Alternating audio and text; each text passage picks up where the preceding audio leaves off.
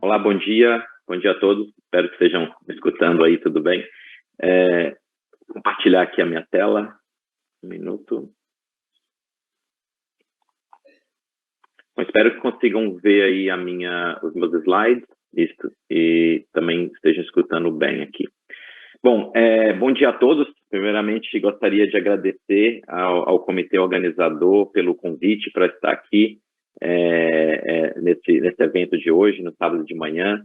Estou falando aqui de Boston, nos Estados Unidos, e é um grande prazer sempre participar dos eventos no Brasil, principalmente relacionados com simulação em saúde. Um grande prazer. Bom, para hoje eu vou falar um pouco sobre soft skills, né, no contexto da simulação médica, né? Então, a importância e como nós conseguimos treinar e acessar soft skills com o uso da metodologia da simulação médica. Vocês vão ver que eu coloquei aqui soft skills entre aspas, né, de propósito, porque a denominação soft skills ela existe, né, para definir, identificar e descrever algumas habilidades do ser humano, né, quando esse ser humano está realizando certas atividades, no nosso caso, atividades na área da saúde, mas existem várias outras nomenclaturas também que englobam o que nós chamamos de soft skills, né? Então, soft skills existe aí muito bem disseminado, por exemplo, na área de engenharia e da área mais técnica, né, para diferenciar o que é soft skills do que é hard skills, né, ou o que é habilidades técnicas do que são as habilidades soft skills. No entanto, em outras áreas, por exemplo, em business, né, existe um movimento agora de, em vez de falar soft skills, mover para people skills. E na área da saúde, a gente usa muito as habilidades não técnicas, né, os non-technical skills. Então, tem várias formas, várias taxonomias e várias definições diferentes para falar dos mesmos tipos de habilidade, né? E também uma outra denominação que também engloba aí os soft skills e as habilidades não técnicas são os fatores humanos, os human factors, né? Então, por exemplo, o nosso laboratório aqui é de fatores humanos na engenharia cognitiva, e a ciência dos fatores humanos, dependendo aí do país que a gente está, já é muito bem difundido, né? E existem profissões inteiras aí dentro ou da psicologia organizacional ou mesmo dentro da engenharia em fatores humanos, né? Programas de graduação e pós-graduação em fatores humanos. Então, a gente vai discutir um pouquinho aí a taxonomia, né? O que a gente está falando quando a gente fala de soft skills, mas que eu tenho certeza que todo mundo no dia a dia já sabe das importâncias, né, e da relevância dos soft skills, mas mais importante, como que a gente consegue utilizar a simulação, a metodologia da simulação realística, da simulação em saúde, para treinar e acessar as soft skills. Bom, no nosso laboratório, né, quando a gente fala aí de fatores humanos e engenharia cognitiva, nós estamos falando da interseção entre essas diversas áreas aqui, né? Então, a psicologia, principalmente a psicologia organizacional, as ciências sociais, engenharia, a ciência da computação, a ciência comportamental e a ciência cognitiva, né? Então, o laboratório de fatores humanos de engenharia cognitiva engloba a interseção entre essas diferentes disciplinas aplicadas à área da saúde, né? Então, como nós conseguimos utilizar e combinar essas diferentes áreas do conhecimento para a melhoria da segurança do paciente e a melhoria da performance do profissional da saúde. Então, esse é o nosso background do nosso laboratório que a gente trabalha, e soft skills, né, ou human factors, fatores humanos, está no core, no centro do nosso laboratório, do que a gente faz aqui, tanto em termos de centro de simulação, mas também, o que eu vou mostrar mais à frente, o que a gente faz também no ambiente real, né, na sala operatória, na sala de emergência. Então, quando a gente fala de fatores humanos, né, nós estamos englobando aí, né, os 6 habilidades não técnicas aqui, né, então a gente tem comunicação e cooperação, muitas vezes coordenação, nós temos liderança, né, e gestão do time, trabalho em equipe, manejo do estresse e da fadiga, e o impacto do estresse e da fadiga na performance dos fatores humanos, tomada de decisão e o situation awareness, né, a percepção, a consciência da situação. E também existem outros fatores ali que impactam os fatores humanos, né? Então, os procedimentos operacionais padrão, a carga de trabalho, principalmente a carga de trabalho cognitiva, né? O cognitive workload, as propensões e erros, principalmente os erros humanos, né? E aspectos de briefing e feedback que são extremamente importantes para favorecer e facilitar as habilidades não técnicas ou soft skills. É claro que quando a gente pensa nessas habilidades não técnicas ou soft skills, né, primeiramente, essas habilidades não foram definidas e reconhecidas na área da saúde, né? Então, nós pegamos emprestados aí, assim como a simulação, né, da aviação e das indústrias de alto risco, né, como indústrias de óleo e gás, petróleo e de energia nuclear, mas quando a gente fala de soft skills, habilidades não técnicas, um dos precursores aí do que a gente tem hoje de treinamento, principalmente em habilidades não técnicas na área da saúde, é o CRM, né, que é o Career Resource Management Skills, que vocês vão ver são bem semelhantes, né, comunicação, liderança, cooperação, social area decision making, né? Então, essas habilidades não técnicas ou soft skills na área da saúde têm diversos nomes, né, e diferentes características. Agora, faz sentido, né? E por que existe tanto a ênfase agora, né? Existia menos, existe bastante agora, eu acho que deveria ter muito mais. Faz muito sentido a gente pensar nessas soft skills, habilidades não técnicas, porque elas são iguais ou até mais importantes que as habilidades não técnicas quando a gente pensa em segurança do paciente e a performance do profissional de saúde, né? Então, nessas indústrias de alto risco, né, os high-stake industries, como aviação, indústria nuclear, de óleo e gás e a área da saúde, que é uma indústria de extremamente alto risco, né, o estudo, o treinamento e a mensuração das habilidades não técnicas ou dos soft skills é extremamente importante porque são dos principais causadores ou contribuintes para erros, principalmente erros evitáveis ou erros preveníveis. Então, eu trouxe aqui um modelo, né, que numa das pesquisas que a gente faz, a gente criou para cirurgia cardíaca, mas que pode ser aí generalizado para tudo que a gente faz na área da saúde, né? Então, a gente entende muito bem, né, que existem fatores aqui pré-procedimento, no caso de uma cirurgia, mas pense pré-atendimento médico numa clínica ou pré-atendimento médico na sala de emergência. São fatores, né, do paciente, fatores organizacionais e com certeza influenciam a performance do time e os outcomes, né, desse paciente, os desfechos do paciente. No entanto, quando a gente pensa que durante o encontro do profissional ou de saúde ou dos times de saúde com o paciente, seja numa consulta médica, na sala de emergência, na UTI ou na sala operatória, o que acontece aqui nessa performance, né, no desempenho desses times ou desses indivíduos em relação ao paciente, envolvem habilidades técnicas, nesse caso aqui em cirurgia cardíaca, né, as habilidades do cirurgião e as habilidades não técnicas do time, né? E tudo isso aqui impacta complicações, desfechos, segurança e qualidade de vida dos pacientes e familiares. Existe realmente uma janela de oportunidade no que diz respeito a medidas de melhoria de qualidade, quality improvement, nessa área de performance, de melhoria e mensuração da performance do profissional e dos times, principalmente no que diz respeito às práticas não técnicas ou aos soft skills. Então, quando a gente, a forma como a gente adressa, né, o profissional de saúde e as soft skills, pensando que soft skills, ou habilidades não técnicas, ou people skills, ou human factors, são parte da performance do ser humano, né? E no nosso caso, o ser humano aqui é o profissional de saúde, desempenhando tarefas ali com o paciente. Então, as habilidades não técnicas são extremamente importantes dentro do contexto do desempenho, da performance do ser humano, do profissional da saúde, e nós abordamos isso de duas formas. No que diz respeito à avaliação e mensuração dessas habilidades não técnicas, dos soft skills, e a gente vai ver como a simulação pode ser utilizada para isso, e o outro é no aspecto de melhorar, né? Então, nós queremos medir essas habilidades soft skills, habilidades não técnicas, mas também medir para que nós possamos melhorar e aperfeiçoar essas habilidades no profissional de saúde.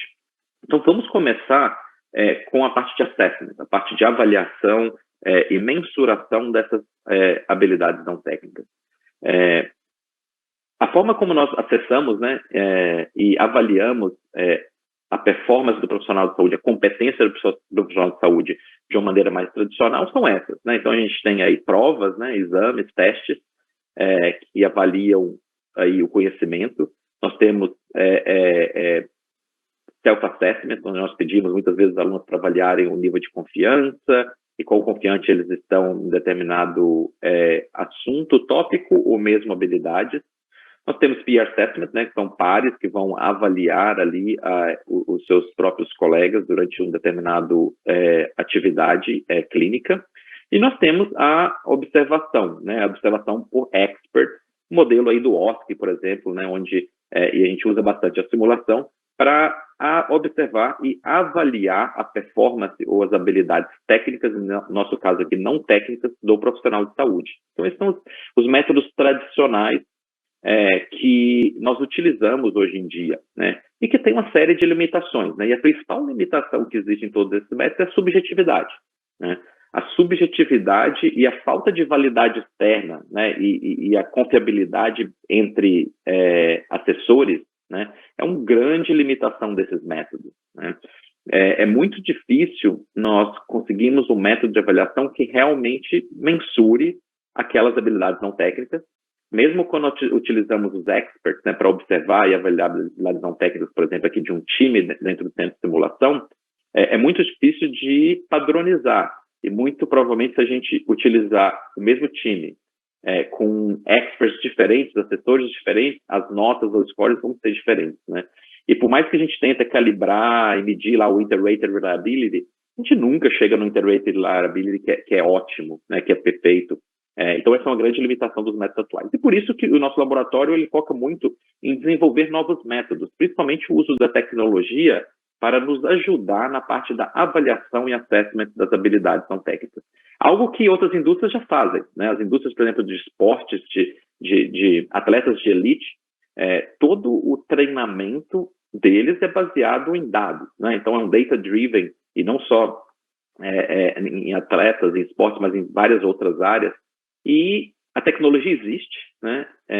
Mas, como nós sabemos, demora um pouco mais para chegar aí na indústria da saúde, na educação médica, principalmente. Mas isso é o que nós estamos tentando fazer aqui no nosso laboratório. Então, uma das principais coisas que a gente viu, né, com interesse é a inteligência artificial e o machine learning, como um potencial enorme de utilizar dados e de maneira automática, pela ajuda de computadores e sistemas computacionais, avaliar e identificar padrões no comportamento dos profissionais de saúde durante a simulação que sejam um bom marcador da performance, da habilidade não técnica e técnica daqueles profissionais de saúde.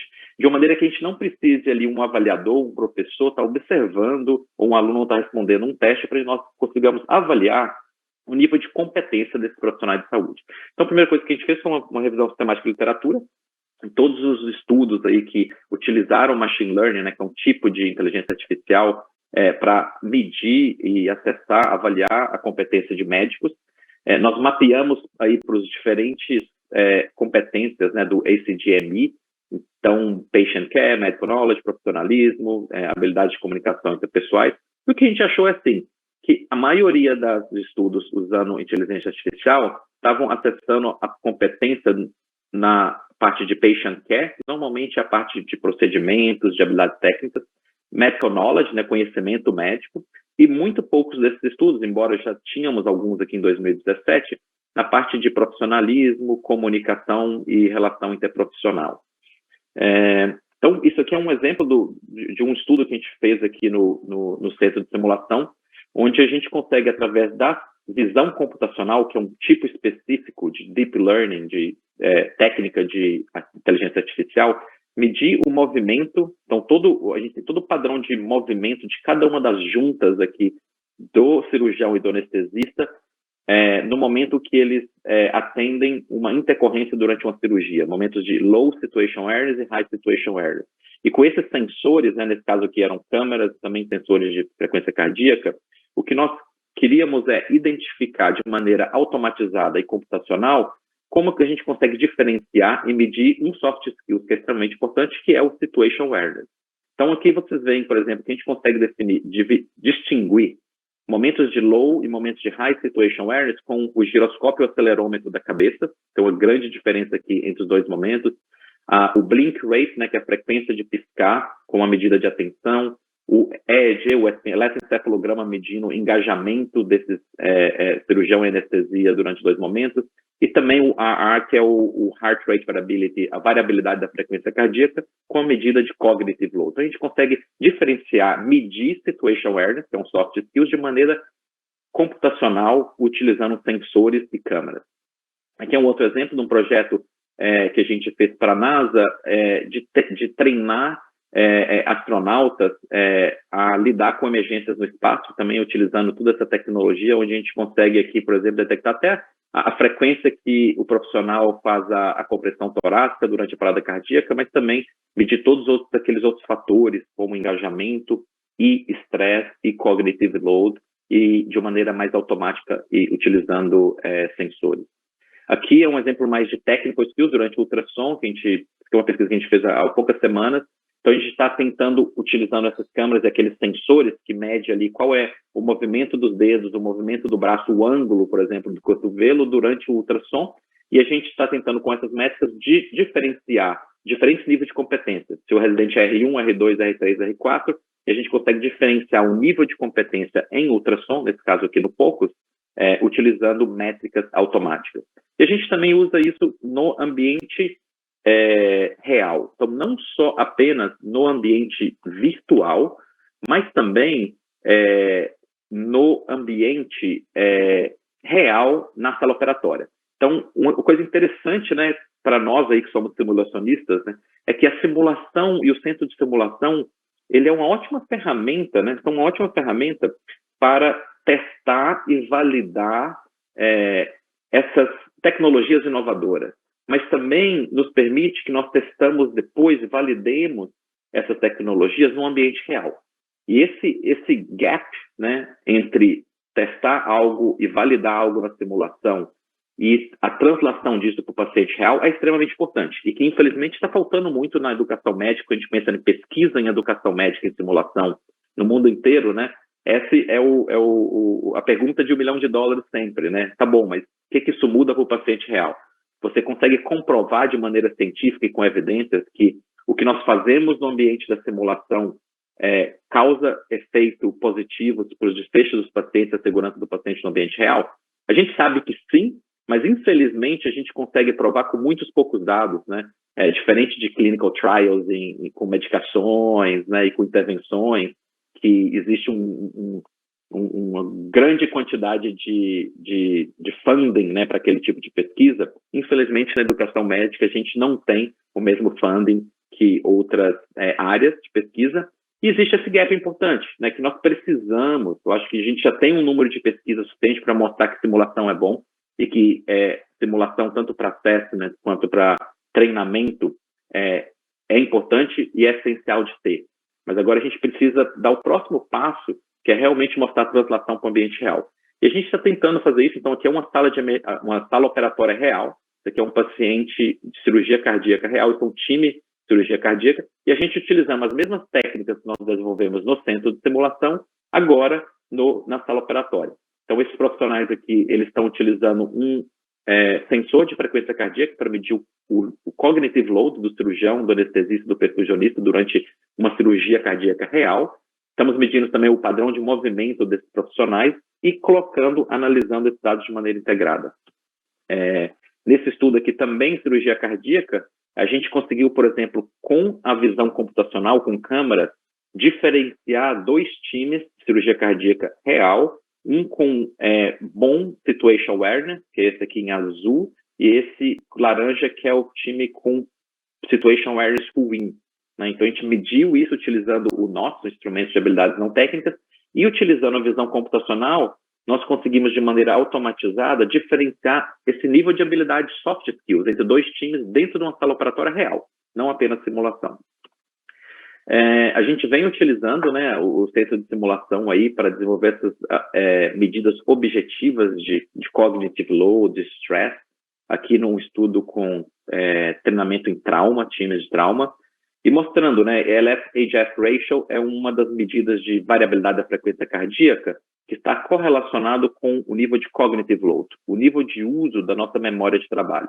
E a gente mediu durante a referência e mediu durante um cenário de trauma e durante o debriefing. Então, mostrando que durante o cenário, o nível de cognitive load dos participantes é maior do que durante o debriefing. Durante o debriefing é maior do que a referência, né, em repouso, porque as pessoas estão utilizando a memória de trabalho para discutir, né, e para discutir o que aconteceu no cenário durante o debriefing. E interessante, no cenário 3 é um cenário de múltiplas vítimas. Então, cenário 1 e 2 foi um cenário com um paciente de trauma, e cenário 3, o mesmo time com 2 pacientes ao mesmo tempo, mostrando realmente que essas métricas conseguem distinguir o nível de demanda cognitiva para o time, né? Então, você vê que a demanda cognitiva aqui em vermelho para o cenário 3 é maior do que o cenário 1 e cenário 2, mostrando que essas métricas conseguem diferenciar o quão difícil, quão complexo é a quantidade de demanda cognitiva que um determinado cenário simulado leva àquele time de aprendizes, de estudantes. Bom, falar aqui um pouquinho agora sobre melhoria, né? Falamos de medir, trouxe aqui alguns aspectos como medir as soft skills, habilidades não técnicas e utilizar a simulação para isso, e agora como melhorar, né? Como aperfeiçoar as soft skills em times de saúde. Vamos falar um pouquinho sobre isso. Bom, não faltam evidências, né, de mostrar que o treinamento baseado em simulação, principalmente o treinamento de times, né, é efetivo para a melhoria da aprendizagem em habilidades não técnicas, principalmente as habilidades soft skills, né? Então, essa é uma redação temática que fizemos há um tempo atrás, focado em treinamento cirúrgico de times, utilizando simulação, mas existem várias outras evidências mostrando que a simulação de alta fidelidade, principalmente, e treinamento de times interprofissionais em simulação, melhora os desfechos de aprendizagem desses profissionais. Poucos estudos mostrando que essa melhoria no centro de simulação é translacionada para os pacientes, mas eu acredito que a falta de evidência nesse caso é realmente pela falta de estudo, não pela falta de resultados, né? Mas, como eu disse, eu acho que nós temos um papel, né, como educadores e pesquisadores, de fechar esse gap que existe entre resultados demonstrados na simulação e aqueles resultados dentro do ambiente real. Aqui é um dos treinamentos de equipe que a gente faz aqui no Stratos, né? Eu gosto sempre de trazer esse vídeo porque aqui não são estudantes de medicina, não são residentes, são profissionais já formados, cirurgiões, anestesistas com 20, 30 anos de experiência, que vêm ao centro de simulação para treinar soft skills. Então, lógico, nós não estamos interessados se o cirurgião sabe clampear esse tumor aqui na coxa do paciente, mas nós estamos interessados aqui nesse tipo de treinamento nas habilidades não técnicas. Então, o cenário é focado em habilidades não técnicas e o debriefing é focado em habilidades não técnicas. Mas aqui, mais uma vez, utilizando a simulação para o treinamento de soft skills para profissionais já competentes, já proficientes, né, como educação continuada. Então, é mesmo o conceito de lifelong learning. Eu acho que a soft skills é um ótimo tipo de habilidade para justificar um treinamento continuado, né? A habilidade técnica, muitas vezes, você atinge um platô de que você não consegue melhorar mais ou melhorar muito pouco ao longo do tempo, depois de muitos anos de prática. Já as habilidades não técnicas não têm limite, porque as situações que podem ocorrer, por exemplo, na sala operatória, são infinitas, né? E preparado do ponto de vista de inteligência emocional e de habilidades cognitivas e sociais para levar um melhor atendimento ao paciente, não existe limite para o quanto que a gente pode ser melhor. Também gosto de trazer isso aqui, que é um estudo do Egidia Barruti, que foi um fellow aqui nosso, que é um cirurgião de Ruanda, na África, e que desenvolveu um treinamento de habilidades não técnicas para Resource Variable Context, né? Então, são environments, né, settings no quais os recursos são variáveis. Então, não é nem que é baixo recurso. O problema de ser variável é pior do que ser baixo. Porque se você não tem recurso, o sistema se acostuma, né, e cria mecanismos para lidar com a falta de recurso. Agora, quando um dia você tem algo no centro cirúrgico, outro dia não tem, e esse recurso é variável, é mais difícil ainda. Mas aqui para trazer que como também é possível criar soluções baseadas em simulação para treinamento de habilidades não técnicas com poucos recursos, né? Então, eu escuto muito, né, quando mostramos esses vídeos de simulação do Estado, fala assim, mas está nos Estados Unidos, está em Harvard, tem dinheiro, a gente não tem.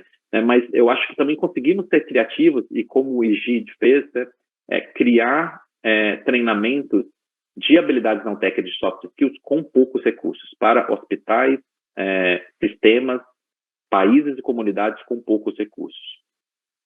Gostaria de trazer por último aqui, quando a gente pensamos também em intervenção baseada em simulação para habilidades não técnicas, que é a realidade virtual, realidade estendida, né? Tanto a realidade virtual quanto a realidade aumentada, que eu acho realmente que vai ser o futuro aí, 5 a 10 anos da simulação, e temos uma grande oportunidade com a realidade estendida de fazer também treinamentos de soft skills. Né? As aplicações nos permitem que nós conseguimos colocar vários alunos, vários learners dentro do mesmo ambiente virtual, cada um de uma área geográfica diferente. Podemos ter uma pessoa no Brasil, outra aqui nos Estados Unidos, outra na China, e interagindo nesses ambientes virtuais. Esses aqui são 2 projetos que a gente fez aqui há pouco tempo, um para a NASA e outro para o Departamento de Defesa aqui nos Estados Unidos, utilizando aí a realidade virtual para criar cenários de emergência, um no espaço, numa nave espacial, e o outro no ambiente de guerra, de maneira interativa, que o aluno conseguisse, de maneira interativa, tomar decisões e treinar medicina de emergência com um óculos de realidade virtual. Acho que cada vez mais a realidade estendida como um todo, né, vai ser parte do dia a dia da simulação na área da saúde, e eu acho que 5 a 10 anos, eu diria que a maior parte dos nossos treinamentos em simulação vão se dar no ambiente virtual e não num centro de simulação físico. Claro que é uma predição difícil de prever, mas do jeito que a tecnologia está indo e a forma como os preços e o custo está caindo, eu diria isso. Bom, para terminar minha apresentação, gostaria de trazer aqui o Atul Gawande, né, que é um cirurgião aqui de Harvard, do Brigham, e que grandes pesquisadores, desenvolvedores da área de segurança do paciente, trazer um vídeo dele aqui de 2 minutos para terminar sobre coaching. Né? Eu acho que quando pensamos em habilidades não técnicas, uma das ótimas e efetivas formas de treinar habilidades não técnicas, soft skills, através do coaching, que pode ser através da simulação ou do ambiente real, mas o coach vai ter um papel extremamente importante. Então, gostaria de trazer aqui esse vídeo do Atul Gawande para terminar a minha apresentação. How do professionals get better at what they do? How do they get great? And there are 2 views about this. One is the traditional view. That is that you go to school, you study, you practice, you learn, you graduate. And then you go out into the world and you make your way on your own. That's how doctors learn. That's how lawyers do, scientists. Now the contrasting view comes out of sports. And they say you are never done. Everybody needs a coach. The greatest in the world needs a coach. So I tried to think about this as a surgeon. Pay someone to come into my operating room, observe me, and critique me. It seems absurd. Expertise means not needing to be coached. So then which view is right? Turns out there are numerous problems in making it on your own. You don't recognize the issues that are standing in your way, or if you do, you don't necessarily know how to fix them. And the result is that somewhere along the way, you stop improving. And I thought about that, and I realized that was exactly what had happened to me as a surgeon. So I asked a former professor of mine who had retired, his name is Bob Osteen, and he agreed to come to my operating room and observe me. The case, I remember that first case, it went beautifully. I didn't think there would be anything much he'd have to say when we were done.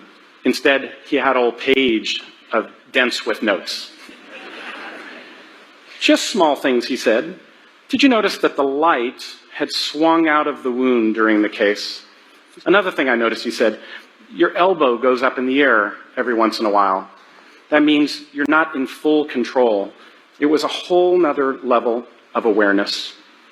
He was describing what great coaches do. And what they do is they are your external eyes and ears, providing a more accurate picture of your reality. They're recognizing the fundamentals. They're breaking your actions down and then helping you build them back up again. After 2 months of coaching, I felt myself getting better again. And after a year, I saw my complications drop down even further. It was painful. I didn't like being observed. And at times I didn't want to have to work on things. I also felt there were periods where I would get worse before I got better. But it made me realize that the coaches were onto something profoundly important. I think it's not just how good you are now, I think it's how good you're gonna be that really matters.